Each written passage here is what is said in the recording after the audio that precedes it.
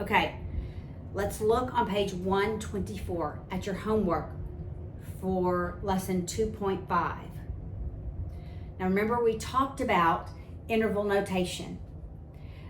Problems 1 through 15, that's what you're doing. You're writing those statements in interval notation. So you're using the parentheses and the brackets, all right?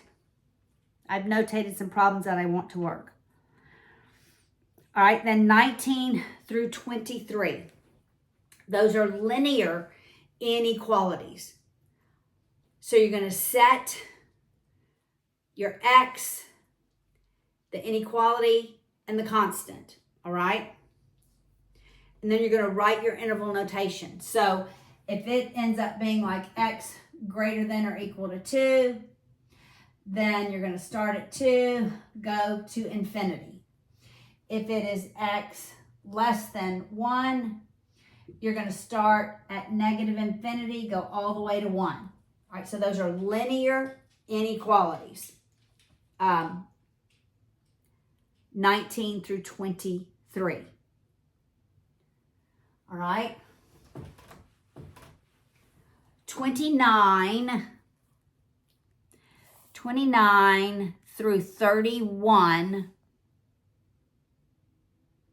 Well, that's just two problems. 29, I don't know why I'm not looking here. 29 is a simple linear inequality. You only have x to the first degree. But 31 is different. So I'm going to work that one with you. All right. So this is problem 31 in 2.5. I'm going to write the problem to begin with. X minus 1 over 4. Okay, I already went down to 32. Let me rewrite this. Okay, 31.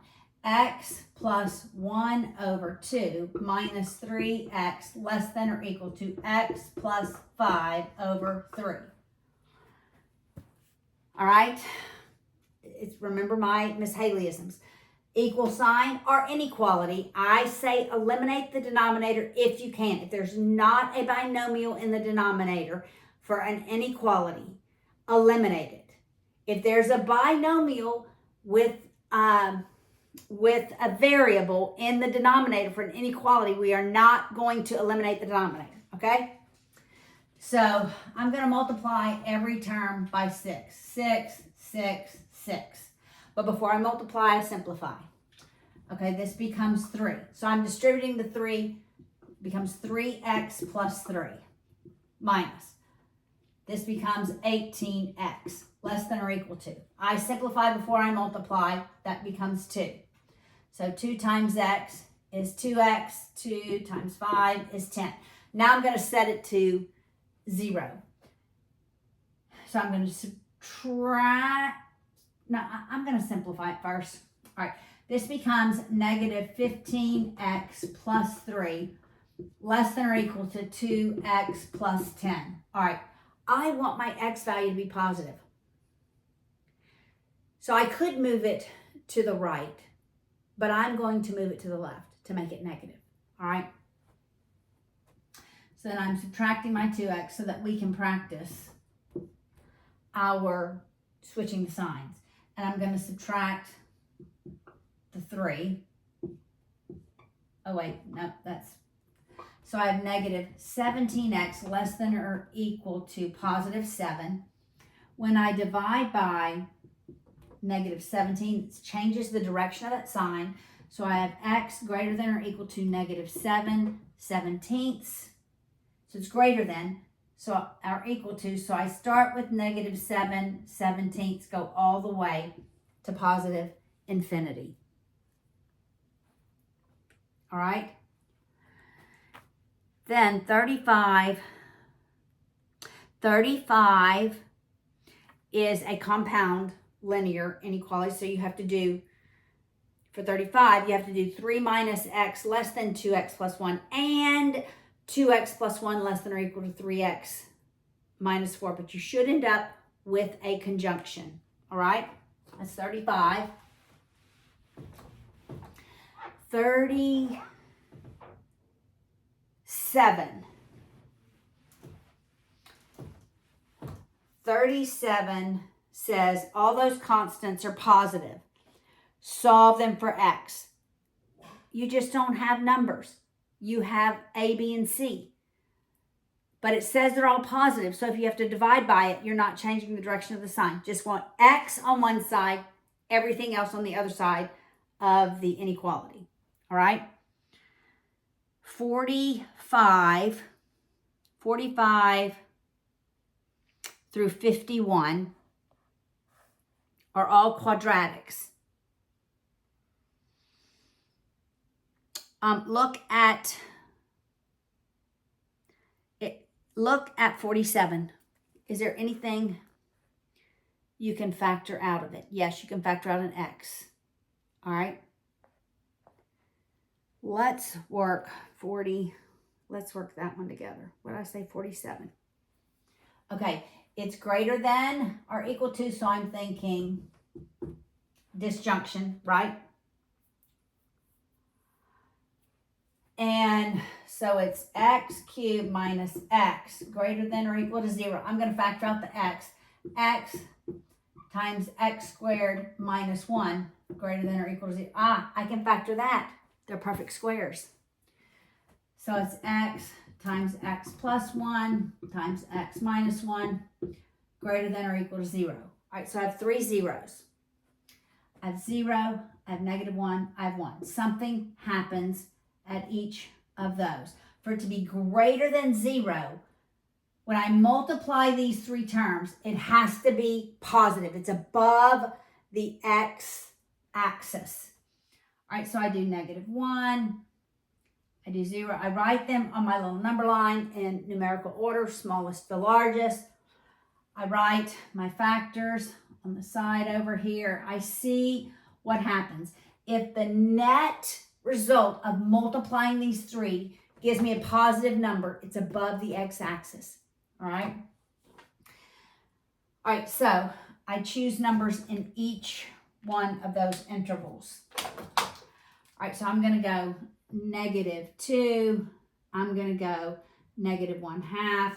I'm going to go 1/2, and I'm going to go +2. All right, when I put negative, substitute negative in for x. That's negative, that's negative, that's negative. That's 3 negatives.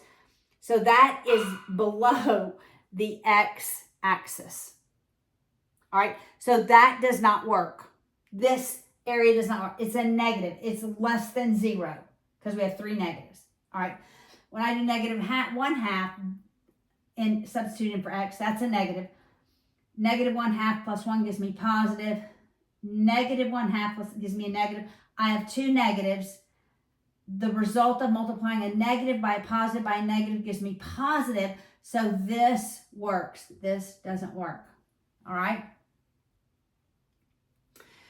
Now, let's look what happens at 1/2. When I substitute 1/2 in for x, I have positive. When I substitute 1/2 in to x plus 1, I have positive. When I substitute 1/2 in for x, I have a negative.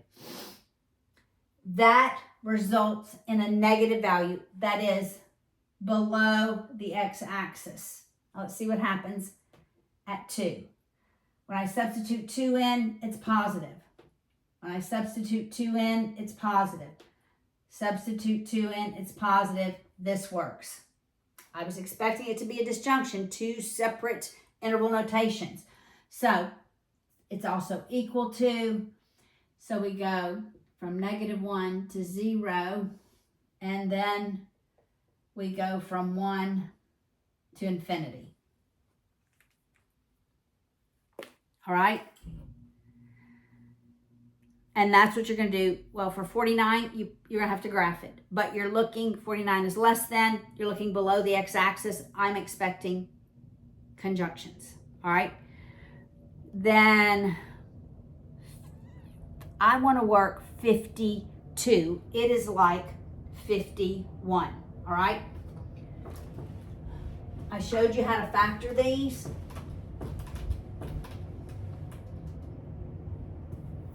When you have x to the 4th, x squared, and a constant. All right? So look at 52. We have x to the fourth minus 10 x squared plus 9 less than or equal to 0. That's a conjunction. That's what I'm expecting. I'm going to let u equal x squared. Then it's going to make it look like a quadratic.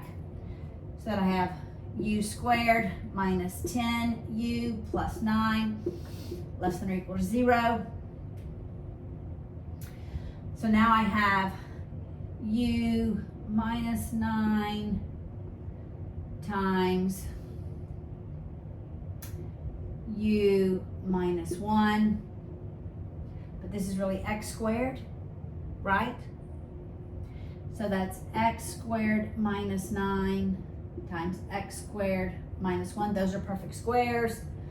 So that's x plus 3 times x minus 3, x plus 1 times x minus 1 less than or equal to 0.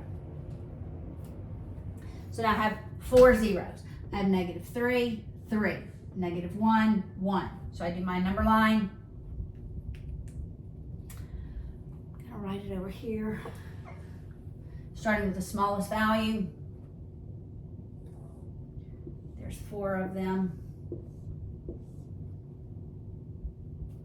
All right, I start at negative 3, negative 1, 1, and 3. I look at my 4 terms.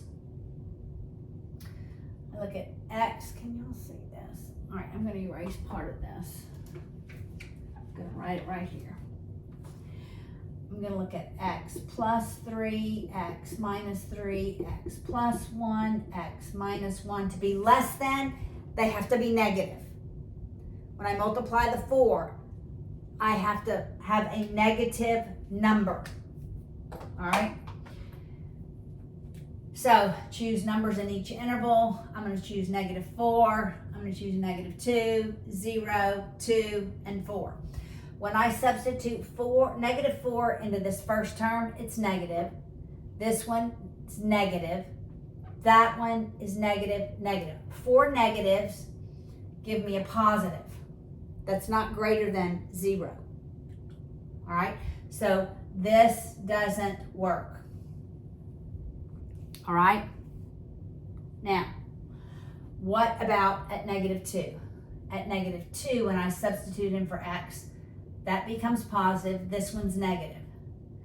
This one's negative. This one's negative.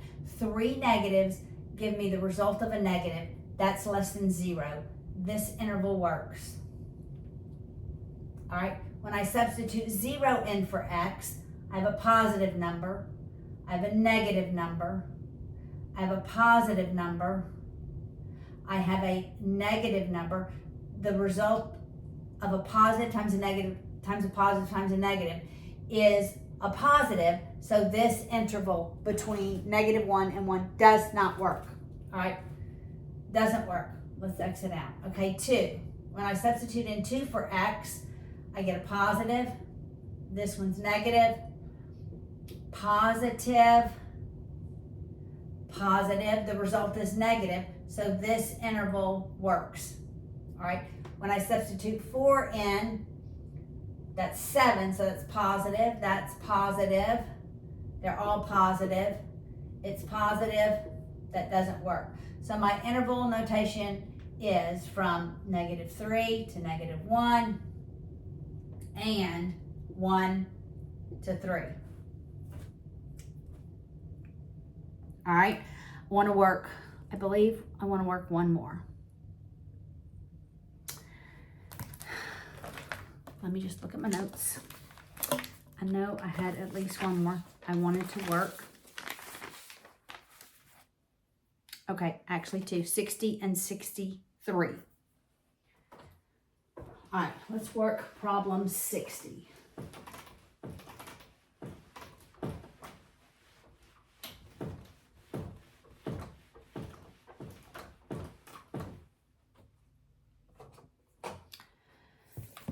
All right. Problem 60 and 2.5 is 2x squared plus x minus 1 over x squared minus 4x plus 4 greater than equal to 0. Greater than equal to 0, disjunction. All right, I'm going to factor the numerator and the denominator. All right, so the numerator is factors of negative 2 such that I add them. The result is positive, so that's got to be plus, that's got to be minus.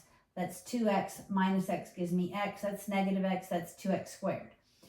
This factored is x minus 2, or x minus 2 squared, all right?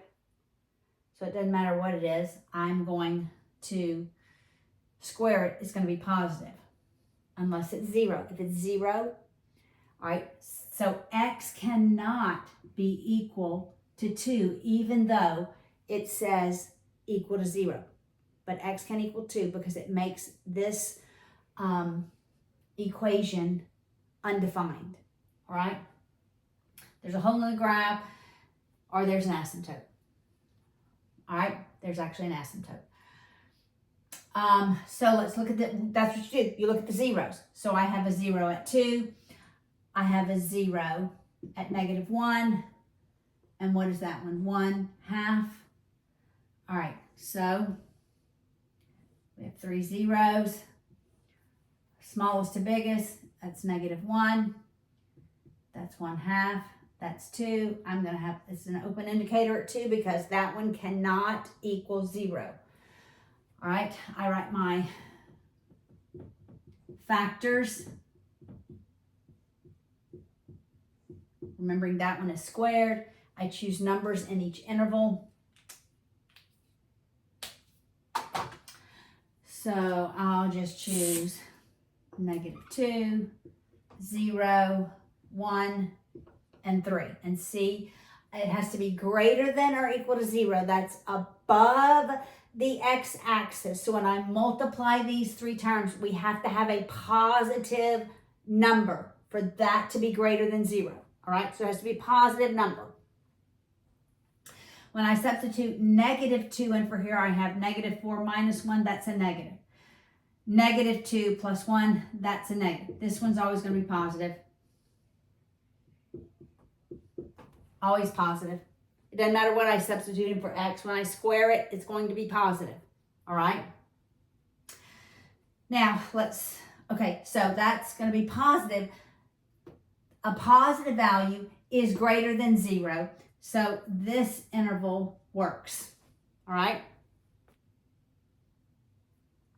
Now, when I substitute 0, that's 0 minus 1, that's negative. That 0 plus 1, that's positive.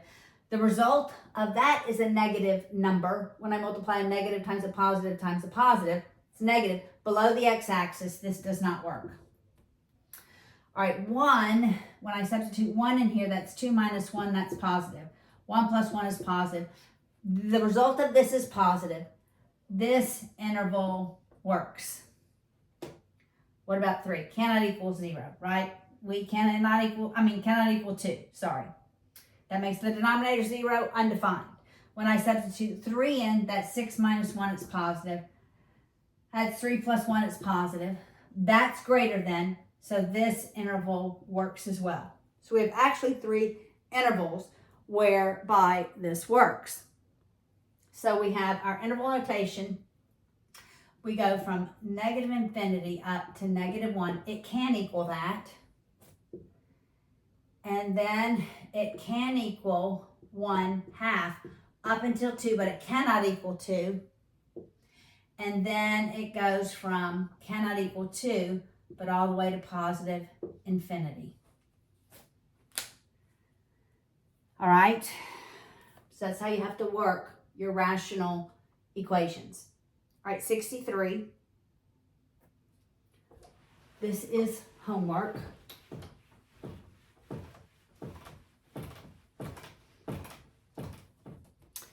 So 63 is x minus 3 over x plus 3 less than or equal to 5. I'm going to set that inequality to 0. So I'm going to subtract the 5 on both sides. We x minus 3 over x plus 3 minus 5 less than or equal to 0.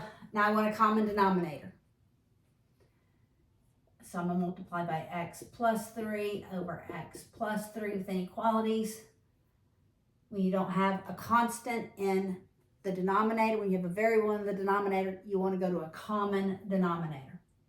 So it's going to be x minus 3 over x plus 3 minus 5x plus 15 over x plus 3 less than or equal to 0. Now I can write the entire numerator over the one common denominator. All right, that's what I'm going to do. That negative is distributed to both of those terms. I end up with x minus 3 minus 5x minus 15 over x plus 3 less than or equal to 0. When I simplify it, it's negative 4x minus 18 over x plus 3 less than or equal to 0. So you're thinking it's less than, but remember how we have those hanging negatives? I don't know if you remember that from Algebra 2. We had hanging negatives. We didn't like them. So we multiplied every term, that's one term, by negative 1. It changes the direction of the sign. It's just negative 1 over 1, so the denominator doesn't change, only the numerator. So we end up with 4x plus 18 over x minus 3 greater than or equal to 0. Changes the direction of the sign. We determined that our zeros are, that 0 is 3. That 0 is going to be negative 18 fourths. Negative 18 fourths is, so you have two zeros. It cannot equal 3. That's going to be an open indicator. And negative, that's negative 9. Negative, oh, that's plus, Paula. Plus, so that's negative 3. That's negative. All right, got it. That's plus. I change it to minus. I should not have changed it to minus. That's plus. So the 0 is negative 3. And that's negative 9 halves. That's negative 4 halves, so it is smaller. All right. So then I look at what happens. 4x plus 18, x plus 3, greater than 0 is above the x-axis. I'm expecting it to be this and this. I'm expecting the what's in between goes below the x-axis. So that's negative 4.5. I'm going to choose negative 5. I'm going to choose 4, negative 4, and negative 2 in the intervals. All right, negative 5, that's a negative 20, plus 18 is a negative. That's a negative, so that's positive. So that is greater than 0, so this interval works. Negative 4, that's negative 16, plus 18 is positive. Negative 4, that's negative. That's below the x-axis. This interval does not work. Negative 2, that's negative 8, plus 18 is positive. Negative 2 plus 3 is positive. This interval works, but it cannot equal 3, all right? So we go from negative infinity all the way up to negative 9 halves, and it can equal 9 halves, but it cannot equal negative 3. Negative 3 all the way to positive infinity.